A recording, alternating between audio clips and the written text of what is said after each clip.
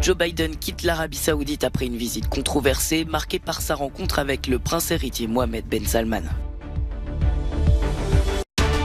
Moscou a intensifié ses attaques depuis 3 jours en Ukraine. Selon Kiev, les frappes russes de ce samedi auraient tué au moins 16 civils. Des températures caniculaires et une série d'incendies perdurent dans plusieurs pays européens. Le point sur la situation dans ce journal. Une visite qui aura duré moins de 24 heures. Joe Biden a quitté l'Arabie Saoudite ce samedi. Un déplacement controversé durant lequel il a tenté de réaffirmer l'influence des États-Unis au Moyen-Orient, où il s'est rendu pour la première fois en tant que président. Dans son discours à Jeddah devant un parterre de dirigeants de différents pays du Moyen-Orient, il a indiqué que les États-Unis investissaient pour construire avec eux un meilleur avenir dans la région. Je commence seulement à comprendre à quel point les intérêts américains sont étroitement liés au succès du Moyen-Orient. Nous n'allons pas nous retirer et laisser un vide à combler par la Chine, la Russie ou l'Iran. Nous chercherons à tirer parti de ce moment grâce à un leadership américain actif et fondé sur des principes. Selon un communiqué de la monarchie du Golfe, l'Arabie Saoudite et les États-Unis ont conclu 18 accords de coopération dans différents domaines, comme le spatial, la finance, l'énergie et la santé. Mais ce qui a marqué les esprits pendant ce voyage, c'est cette image, un président échangeant un chèque du poing avec le prince héritier, accusé par les renseignements américains d'avoir commandité le meurtre du journaliste saoudien Jamal Khashoggi. Joe Biden avait promis de traiter l'Arabie Saoudite comme un paria. Certains activistes ont accusé le président américain de se renier pour quelques barils de pétrole. Kramatorsk, une des principales villes du Donbass dans l'est de l'Ukraine, continue de subir les bombardements russes. Vendredi, une frappe sur la place centrale de la ville a laissé un cratère de 2 mètres et brisé les vitres des immeubles alentours, mais n'a pas fait de victimes. Ce samedi, les autorités ukrainiennes ont fait état de nouvelles frappes russes qui auraient tué au moins 16 civils supplémentaires. Kiev accuse également l'armée russe d'avoir déployé des lanceurs de missiles sur le site de la centrale nucléaire de Zaporijia.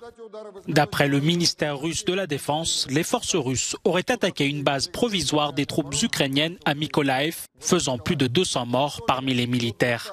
Selon Moscou, des nationalistes ukrainiens et des mercenaires ont été neutralisés lors de cette offensive.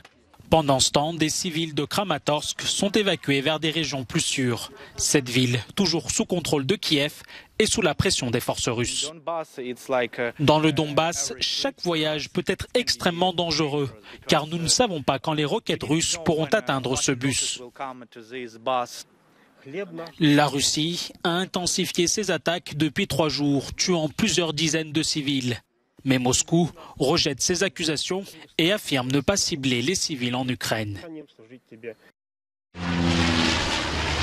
Alors qu'il luttait contre les flammes, un avion bombardier d'eau s'est écrasé au Portugal, provoquant la mort du pilote. Dans ce pays en proie à une série d'incendies, les services de secours recensaient encore vendredi soir une dizaine de feux actifs. Sur place, les habitants fustigent les autorités.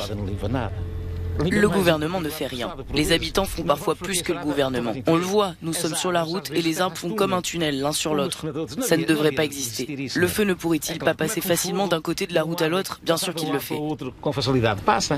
La France s'attend à des records de température tout au long du week-end, alors que les pompiers affrontent déjà de multiples incendies dans le sud, notamment en Gironde où près de 10 000 personnes ont dû être évacuées depuis le début de la crise.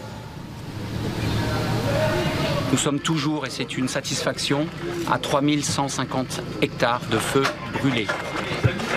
Il m'appartient en revanche de vous préciser que le feu n'est toujours pas maîtrisé, il n'est toujours pas fixé.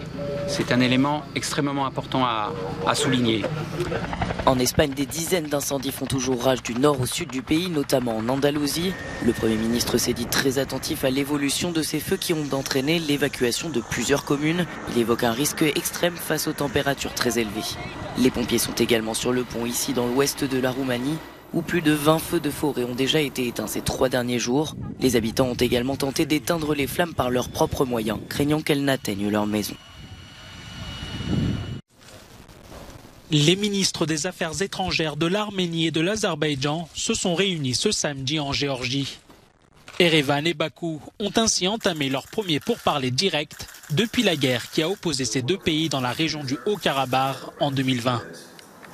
Ces discussions s'inscrivent dans le sillage d'une médiation européenne visant à avancer vers un traité de paix. Ces pourparlers ont été toutefois précédés d'une montée de tension. Les deux pays s'accusent mutuellement de porter la responsabilité d'un nouvel échange de tirs à la frontière dans la nuit de vendredi à samedi. Après une première guerre qui a fait plus de 30 000 morts au début des années 90, l'Arménie et l'Azerbaïdjan se sont affrontés à l'automne 2020 pour le contrôle du Haut-Karabakh.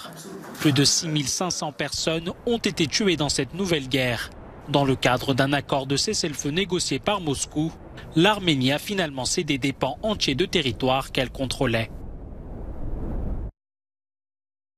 L'armée israélienne a frappé le mouvement palestinien Hamas ce samedi en réponse aux tirs de roquettes depuis la bande de Gaza. Le porte-parole du Hamas a dénoncé ces frappes sans faire état de victimes. Dans la nuit de vendredi à samedi, les sirènes d'alarme ont retenti dans la ville d'Ashkelon, au sud d'Israël, pour alerter le tir de 4 roquettes depuis Gaza. En représailles, l'armée israélienne a mené tôt samedi une série de frappes aériennes sur des positions du Hamas dans l'enclave palestinienne sous blocus israélien depuis 15 ans. Ces tirs interviennent au lendemain de la visite du président américain Joe Biden en Cisjordanie, où il a rencontré le président palestinien Mahmoud Abbas. Si Joe Biden a plaidé pour un État palestinien indépendant avec une continuité territoriale, il a toutefois affirmé que les conditions n'étaient actuellement pas réunies pour relancer le processus de paix israélo-palestinien au point mort depuis 2014. Ce paysage pourrait bientôt disparaître. En moins de 20 ans, les glaciers du Grand Caucase ont perdu 320 km² de glace. Certains glaciers plus petits n'existent déjà plus. Ces changements sont observés non seulement par les scientifiques, mais aussi par les alpinistes, qui se rendent fréquemment à haute altitude. Nous voyons ces changements. Les saisons changent, les mois qui étaient faits pour l'escalade ne le sont plus, la menace d'avalanche et de chute de pierres augmente. J'ai moi-même vu des glaciers fondre. Certains qui étaient gigantesques sont désormais insignifiants. C'est terrible à voir et c'est difficile de croire à quel point cela a changé en 100 ans. Si ça continue, l'avenir sera sombre. Le 3 juillet dernier, l'effondrement du glacier de la montagne Marmolada en Italie a causé la mort de 11 personnes. En cause, des températures exceptionnellement élevées en raison du changement climatique. Cet incident soulève une question. Une tragédie comme celle-ci pourrait-elle se reproduire ? Selon un glaciologue, auteur de plusieurs études, les glaciers du Caucase rétrécissent à tous les niveaux, certains ayant déjà reculé de plus de 4 km. Ces glaciers ont diminué de plus d'1% chaque année. Certains glaciers pourraient disparaître dans quelques décennies et non dans 100 ans comme on le pensait. Les glaciers sont importants pour l'environnement puisque ce sont des réserves d'eau douce qui alimentent les rivières. Lorsque les glaciers fondent, les flancs des montagnes deviennent instables et cela peut déclencher des avalanches. Selon le rapport du GIEC paru le 1er mars, la fonte des glaces est l'une des 10 menaces majeures causées par le réchauffement climatique, perturbant les écosystèmes et menaçant certaines infrastructures. Les scientifiques alertent et estiment que les gouvernements doivent enfin réagir face à l'urgence climatique. C'est la plus grande convention pour les amateurs de culture nippone. La Japan Expo s'est ouverte jeudi à Paris. Après 2 années blanches en raison de la crise sanitaire, le public, venu nombreux, était impatient. Alors il faut savoir que je suis très contente d'être ici, c'est une des premières Japan Expo depuis le Covid, depuis qu'on n'a eu plus le droit d'être en convention. Donc on est super heureux d'être là et c'est vrai qu'il y a beaucoup de monde. 140 000 mètres carrés d'exposition où se mêlent cosplayers, artisans japonais ou encore lutteurs de sumo. C'est la première fois que ce sport traditionnel est représenté à la Japan Expo.